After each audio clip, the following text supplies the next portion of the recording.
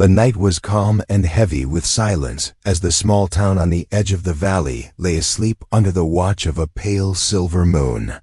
Fields stretched out wide and dark, touched only by the faint wind that bent the tall grass and carried the soft smell of earth.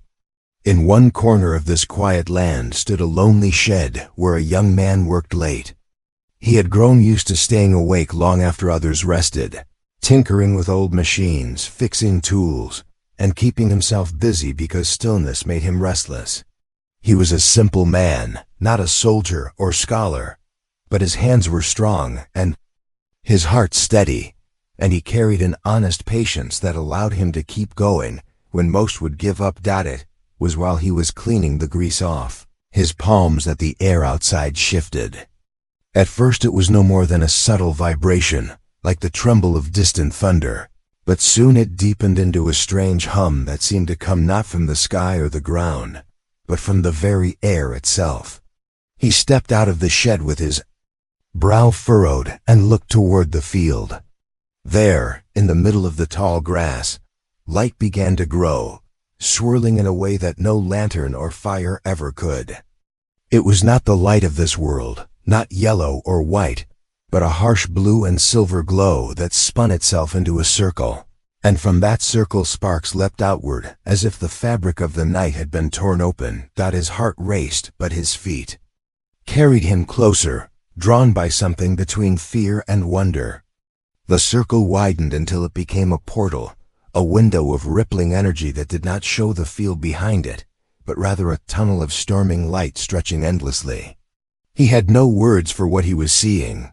His mind told him to run, to hide, yet his body froze. Then, as the portal surged, a figure stumbled through. She fell forward, her body twisting as though she had been thrown out. The grass bent under her weight, and the blue glow bathed her skin. For a breathless moment, he could not believe what he was looking at, for she was unlike any person he had ever seen, though her form was human. Her skin shimmered faintly as though marked by the residue of the strange energy. Her hair clung to her face with sweat, and her breathing was ragged. She wore nothing, for the portal had stripped everything from her, and she pressed her arms to her chest with a shiver as she tried to rise. The young man's cheeks flushed with heat, and he turned his eyes away, but instinct pushed him to act. He pulled off the old coat he wore, rough from years of use, and dropped it over her trembling frame. She glanced up at him with eyes wide, her pupils adjusting quickly to the night, and there was a sharpness in her gaze that told him she was no ordinary traveler. She tried to speak, but the words came broken, half-formed, and though he could not understand her tongue, he heard the tone of desperation and fear. He crouched beside her and steadied her shoulders. She flinched at his touch, but then leaned into his support as if her strength had failed completely. The portal behind her flickered, its light dancing like fire about to collapse, and within its glow he thought he saw shadows moving as if others were on the other side. The thought chilled him. This woman had not simply wandered through. Something had chased her, and it might still come. He guided her back toward the shed, whispering softly, though he knew she could not understand his words. Inside, he set her down on a wooden chair and offered her water from a tin cup. She drank quickly, her throat moving as though she had not tasted anything for hours, maybe days. When she finished, she looked at him again and tried once more to speak. This time her words were slower, forced, her voice trembling but clear enough for him to catch a few sounds that echoed faintly like his own language. She said only one thing he understood: danger. He frowned, nodding slightly, though she did not need his confirmation to know he had grasped her meaning. He asked her name, though he did not expect an answer. She closed her eyes briefly, her lips shaping a sound, a name perhaps, but it was soft and strange, and he could not hold it in memory. For now she was only a lost stranger, yet something about the way she clutched the coat around her, and the intensity in her eyes told him she carried a story far larger than his quiet life. The portal outside gave one last surge, flaring bright, enough to light the walls of the shed. And then it collapsed with a hiss that left the night darker than before. He stepped out once more to see nothing but bent grass where the circle had been, though the smell of ozone lingered in the air. He returned to her side, unsure what to do. He was a simple man, not a hero, and yet in that moment he felt as though the weight of something beyond Earth had been placed into his hands. She shifted uncomfortably, whispering words he could not follow, her voice carrying fragments of sorrow and exhaustion. When her gaze met his, however, it was filled with both fear and a spark of trust, as though she believed he would not harm her. He could not explain why, but the look stirred something in him, a promise forming silently in his chest that he would protect her, no matter what had chased her across the void. The night stretched on, and the crickets returned their song, but nothing felt the same. In the quiet shed stood two souls from different worlds bound by chance, or perhaps by fate, and the air still seemed charged with a secret. The portal might have closed, but he knew this was only the beginning, for nothing so strange could happen without reason. And whatever reason had brought her here would surely return again. The shed was quiet except for the faint rustle of the wind outside and the sound of her uneven breathing. She sat wrapped in the man's coat, the fabric hanging loosely over her shoulders, though she held it tightly with both hands, as if afraid it would be taken from her. Her eyes darted around the dim space, studying the wooden walls, the scattered tools, the faint glow of a lantern. Everything looked strange to her, yet she did not seem curious in the way a traveler might look at a new land. Her expression was tense, cautious, like someone who had fled from danger and feared it might still follow. The man busied himself for a moment, placing a kettle on the small iron stove in the corner and letting it warm. He did not know what to say or do, but he understood that small gestures of care might help calm her. When he glanced back, she was watching him with a guarded expression, her dark eyes sharp yet also weary. She looked like she wanted to speak, to explain, but the barrier of language stood between them like a wall. He tried a few simple words, pointing to himself as he said his own name, then pointing toward her with a gentle question in his voice. She hesitated, then whispered something that might have been her name, though it was soft and carried a rhythm unlike any sound he knew. He nodded slowly and repeated it clumsily, which made her blink in surprise, perhaps even relief, that he was trying to remember. When the kettle whistled, he poured warm water into a cup and placed it in her hands. She held it as though unsure what it was for, staring into the rising steam before lifting it to her lips. The first sip made her eyes widen, and she drank quickly after that, finishing it in moments. She wiped her lips with the back of her hand, then whispered something that sounded like thanks, though he could not be certain. He smiled faintly and gave a nod again, letting her know he understood her gratitude even without words. The night deepened outside, and he could not shake the memory of the portal. The circle of light, the strange humming, the shadows moving beyond it. He turned the thought over in his mind again and again. Whoever this woman was, she had not simply stepped out of curiosity. She had fled from something, and his bones told him that whatever chased her might not give up. He looked at her again, at the way her shoulders trembled slightly beneath the coat, at the haunted look in her eyes, and he realized she knew the same truth. She had not come here to rest. She had come here to survive. He tried once more to speak with her, using gestures, pointing to the sky and then to the field where the portal had been. She followed his hand with her gaze, her lips tightening as though she understood. She shook her head slowly, then pressed her hands together and pulled them apart, mimicking the tearing of something. He realized she was trying to describe the portal itself. Her fingers then moved quickly, drawing lines in the air, shapes that meant little to him, until she finally placed a hand on her chest and said one word clearly: escape. The meaning was simple, yet heavy. Escape from what? Escape from where? He could not ask, not in words she would grasp, but his mind filled the silence with questions. She caught his troubled look and leaned forward slightly, her eyes burning with urgency. She raised her hand, pointed to the ground at their feet, and then shook her head, repeating the gesture several times. He guessed she was trying to say, "This place was not safe." Her lips moved again, shaping another word, one that carried a sharp edge. Pursue. He swallowed hard, the truth sinking in. She was being hunted, and those who hunted her might find their way here. He felt the weight of it pressing against his chest. He was just a man of the land, one who fixed machines and lived a quiet life. What could he possibly do if creatures from another world stepped into his? Yet when he looked at her, when he saw how she sat there trembling, yet determined to keep speaking, he knew he could not turn away. She had no one else here, and fate had placed her in his path. Hours passed as they tried to bridge the distance between their languages. He drew shapes on scraps of paper, pointing and naming simple things. She repeated them clumsily, sometimes correcting him with words from her own tongue. Though progress was slow, it softened the tension in the room. At one moment she laughed softly when he mispronounced one of her sounds, and though it was brief, the sound carried warmth that broke through her fear.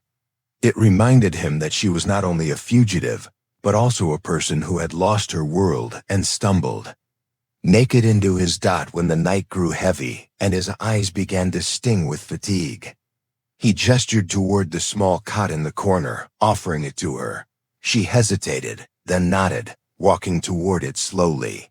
She lay down with the coat still wrapped around her and closed her eyes, though her breathing remained uneasy. He sat on a stool near the door, keeping watch, unable to bring himself to rest. His thoughts wandered to the future. What would he do if the portal opened again? What if more came through, not lost and frightened like her, but armed and cruel? He clenched his hands and told himself he would face it, whatever it was, because she had already trusted him with her survival without even speaking the words. The night ended in silence, but silence no longer felt like peace. It felt like the pause before a storm. He knew that the moment the portal returned, the fragile safety of his shed would shatter, and the fate of more than just one frightened woman might depend on him.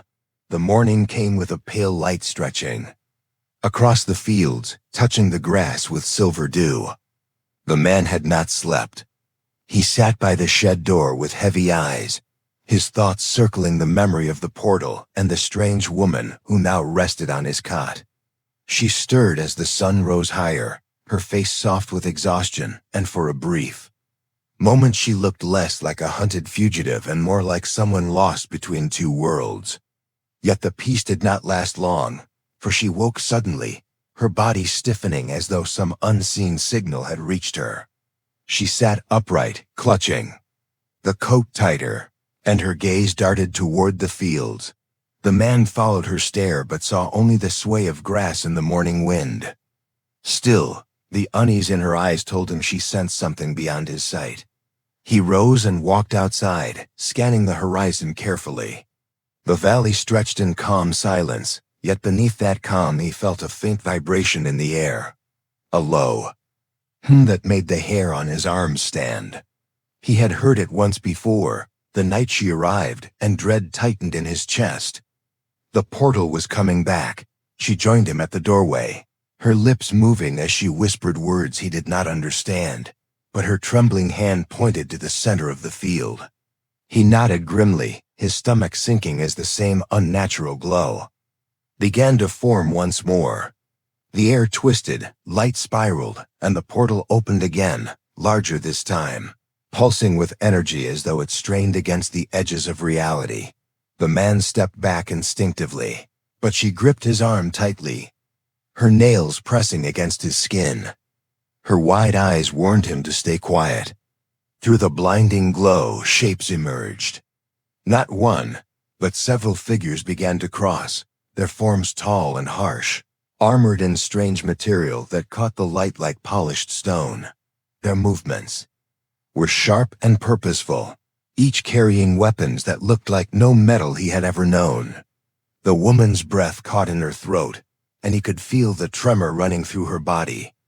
These were the ones who pursued her. The figures stepped into the field, scanning the land with precision. Their eyes glowed faintly behind their helmets, sweeping the grass and the shed. One of them lifted a device that pulsed with light, and the man realized with a cold jolt that they were searching, tracking her, and soon they would find where she had gone. He pulled her back into the shadows of the shed, urging her to stay low. She crouched with him, her face pale and drawn, whispering. Her word again, the one he had understood last night. Pursue, his heart pounded. He had no weapons, no plan, no strength to match these armored beings. Yet when he looked at her, trembling beside him, he knew he could not simply hand her over. He had never asked to be part of this, but fate had given him no choice. The only path was forward, and forward meant protecting her.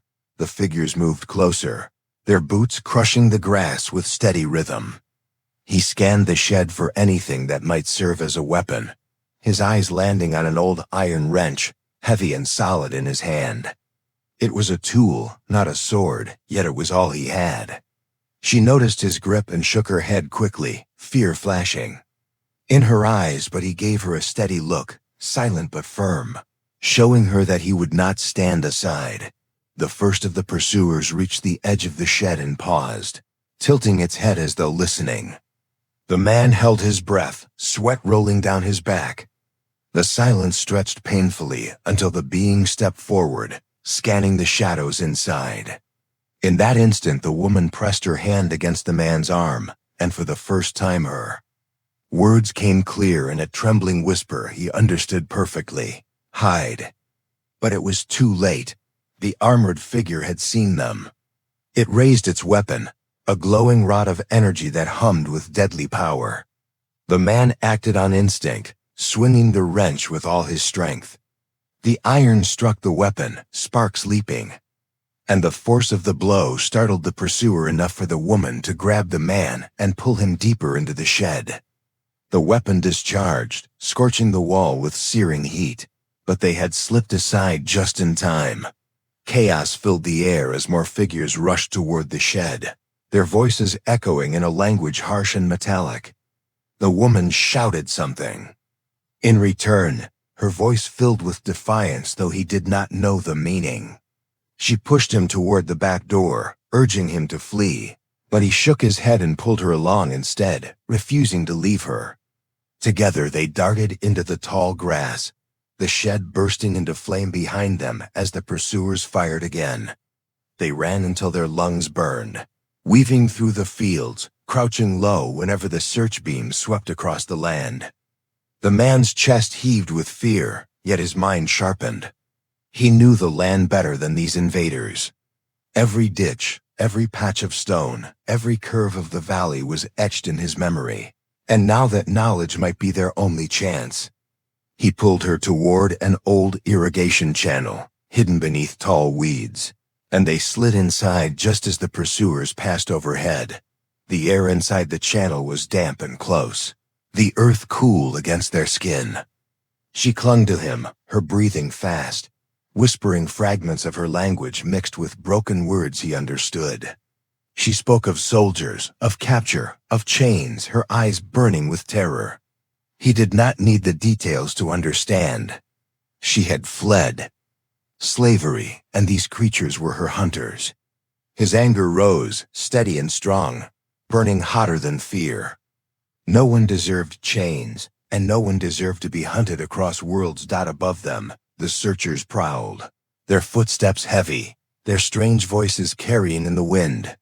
The man held her hand tightly, keeping her still until the sounds began to fade.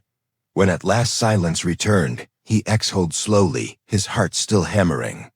She looked at him, her eyes wide with something beyond fear now. Gratitude, trust. She knew he had chosen to stand with her, even against enemies that no human should have faced. The day moved slowly, each hour tense as they remained hidden. But in his heart he understood that hiding would not be enough. The pursuers would not stop. They had crossed worlds to find her. They would tear apart fields and forests until they succeeded. If Earth was now their hunting ground, then he would have to fight back in ways he never imagined. He was not trained, not armed, yet he had something these invaders did not.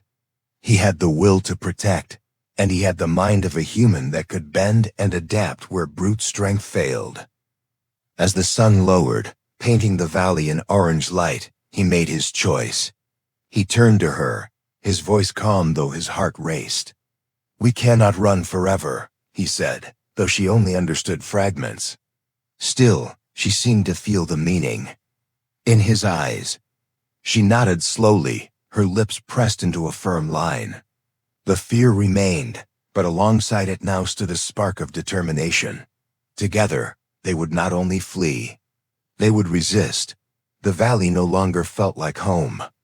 Where once the man had walked freely through his fields and shed without fear, now every shadow seemed alive with danger. The invaders had brought fire and smoke, their search leaving the land scarred with scorch marks and broken soil.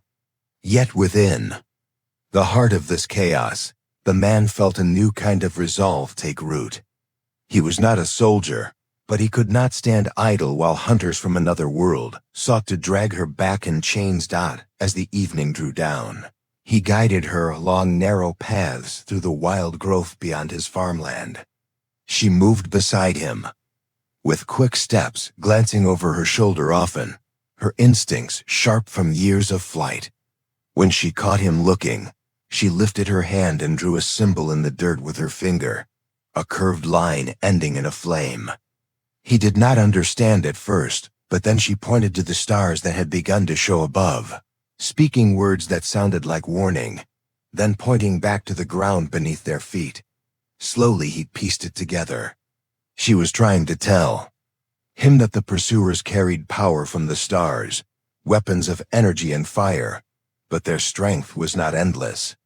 They needed the portal to maintain their link, to draw power for their hunt. That small piece of knowledge gave him an idea. He had no chance in open fight, but if the portal was their lifeline, then perhaps it could also be their weakness. He thought of the shed where machines lay half repaired, of wires and batteries and fuel that might be turned into something dangerous if used with care. His hands, though calloused from simple work, were skilled in shaping and fixing. He had built engines from scraps. Could he not also build a trap from the same scraps? They returned cautiously, keeping low as smoke from the burned shed still curled into the sky. The pursuers had left, spreading their search wider across the valley, but the man knew they would return. Inside the ruined shed, he gathered what little remained: coils of wire, broken lantern parts, old cans of fuel. She watched him with curious eyes as he laid each piece out, her expression tense but slowly softening as she began to see a plan forming. She knelt beside him, her fingers moving deftly, pointing to one piece then another, showing him which should be joined. Though their languages failed, their shared determination bridged the gap. Through the long night they worked side by side. He twisted wires, hammered metal into shape, and bound pieces together with steady hands. She whispered words under her breath, sometimes guiding his motions, sometimes sketching strange symbols in the dirt that hinted at her knowledge of energy and flow. At one point she took the glowing core from a device she had carried hidden beneath the coat, a crystal pulsing faintly with alien light. She placed it carefully in his hands, her gaze grave, as if entrusting him with something sacred. He set it at the heart of their creation, the makeshift device trembling with unstable power. When the first light of dawn touched the sky, their trap was ready. It was crude, fragile, a bomb of sparks and fire, but it might be enough to disrupt the portal if set at the right time. She placed her hand on his arm, her eyes soft with unspoken thanks, and for a moment, the weight of exhaustion lifted. They had nothing but each other, and yet in that togetherness lay strength. The sound came again by midday, the deep hum in the air that made the earth tremble. The portal began to form once more at the center of the field, its light rising like a storm. The man and woman crouched behind a mound of earth, their trap hidden in the grass close to the forming circle. The figures appeared once more, stepping through with their weapons raised, scanning the land for signs of her. Their armor gleamed, their movements precise, and for an instant fear threatened to break the man's courage. But then he felt her hand squeeze his, and he knew there was no turning back. They waited as the figures spread outward, their voices harsh in the alien tongue. When the leader approached the portal to give orders, the man nodded to her. She understood at once and whispered something soft, almost like a prayer, before they both pushed the device toward the glowing circle. For a heartbeat nothing happened, and doubt clawed at him. But then the crystal pulsed, the wires sparked, and a surge of fire erupted. The explosion was not vast, but it was sharp and blinding. The portal shuddered, its surface rippling violently, the light twisting in chaotic bursts. The invaders staggered, some falling, their weapons sparking with disruption. The leader roared and raised his rod of energy, pointing toward them, and the man's blood turned cold. He grabbed her arm and pulled her back as a blast tore through the mound, soil flying into the air. They ran, weaving through smoke and fire, chased by the sound of alien weapons striking the earth. Yet behind them, the portal flickered, unstable, each pulse weaker than the last. Their trap had worked, not completely, but enough to wound the gateway. She turned her head, her face glowing with fierce hope, and shouted a single word he did not know but understood through her eyes: victory. But it was not over. The invaders regrouped quickly, their numbers still strong. They came after them with relentless steps, determined not to let their quarry escape. The man and woman ducked into the woods at the edge of the valley, where the trees grew thick and the undergrowth offered cover. He led her through twisting paths only he knew, using the land itself as his shield. The pursuers followed, their glowing eyes cutting through the dark. But here among roots and shadows their power was lessened. In the shelter of the forest, they paused to catch breath. She leaned against a tree, her chest rising and falling with sharp gasps. He pressed his hand against the rough bark, listening to the distant movements of the enemy. They were not safe yet, but the fire of resistance burned stronger now. For the first time since she had stumbled through the portal, her gaze no longer held only fear. It carried determination, a belief that they might endure if they fought together. The man's muscles ached, his lungs burned, but his spirit was steady. He looked at her and gave a small nod. She returned it, her lips tightening into a line of resolve. They had wounded the hunters once. Next time they would finish what they had begun. The forest grew darker as evening approached, shadows stretching long. Somewhere behind them, the invaders still searched, voices carrying in harsh echoes. Yet in the stillness between those sounds, the man felt a strange calm. He had once thought of himself as nothing more than a worker of the land, a mender of tools, but now he stood against enemies from beyond the stars. And though the odds pressed heavy, he felt no surrender. Together, they prepared for the coming night, for the struggle yet ahead.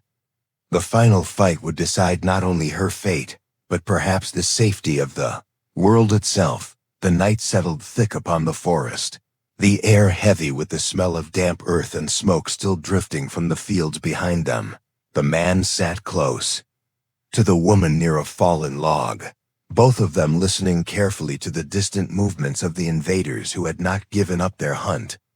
The faint glow of their weapons pulsed now and then between the trees like strange fireflies, reminders that danger pressed closer with each passing hour.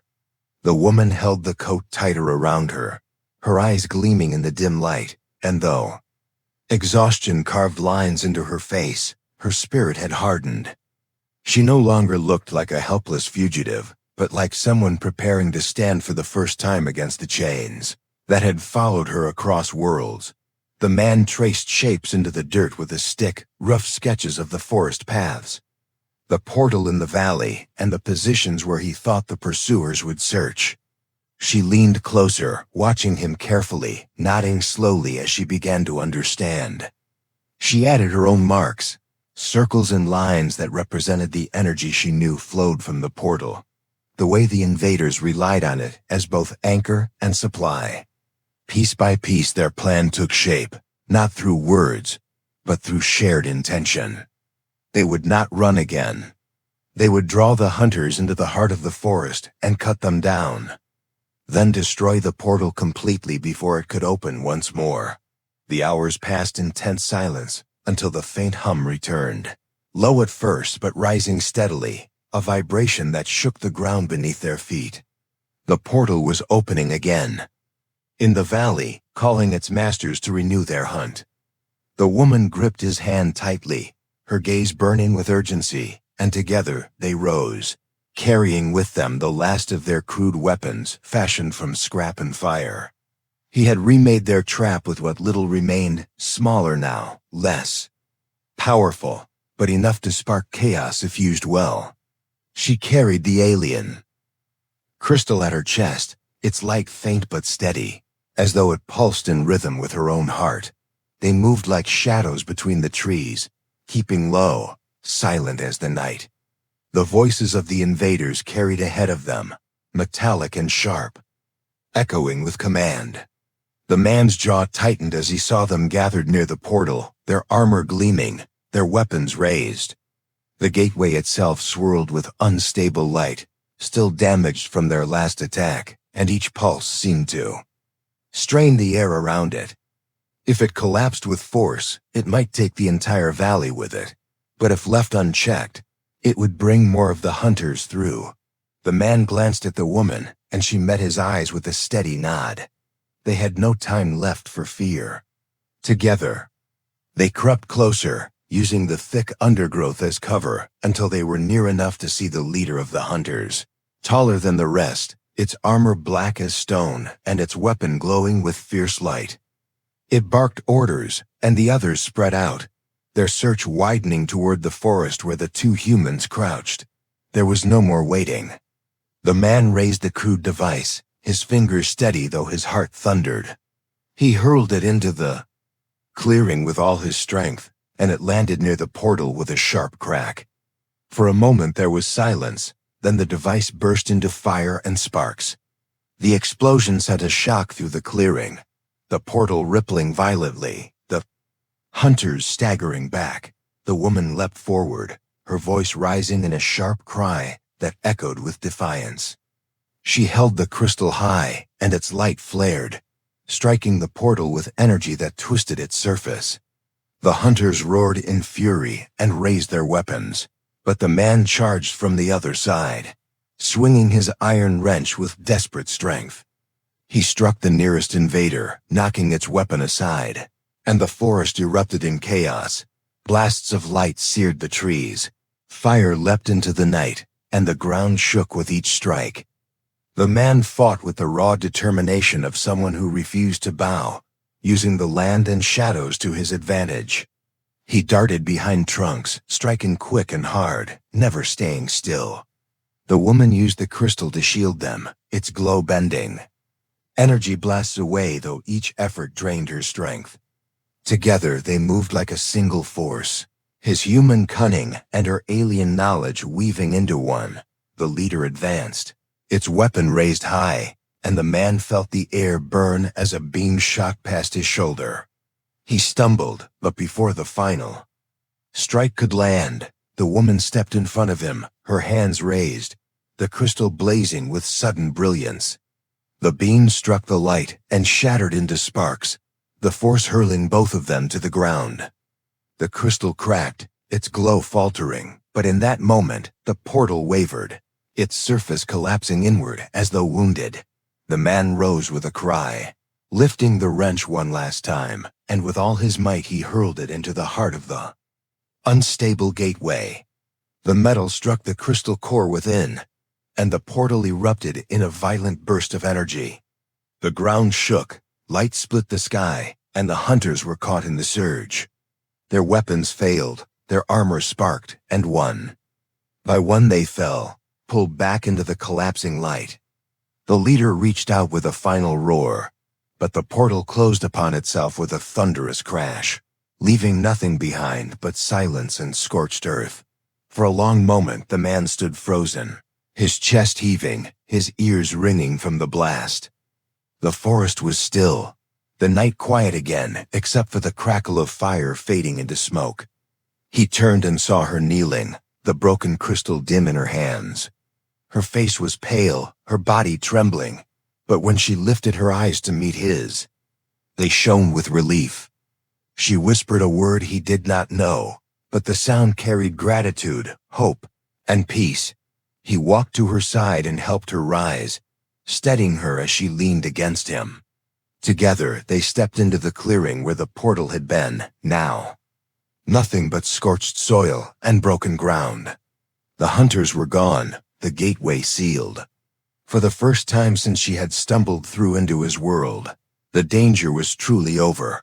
She touched his chest with a gentle hand, her eyes soft, and though her language was still strange, he understood what she meant.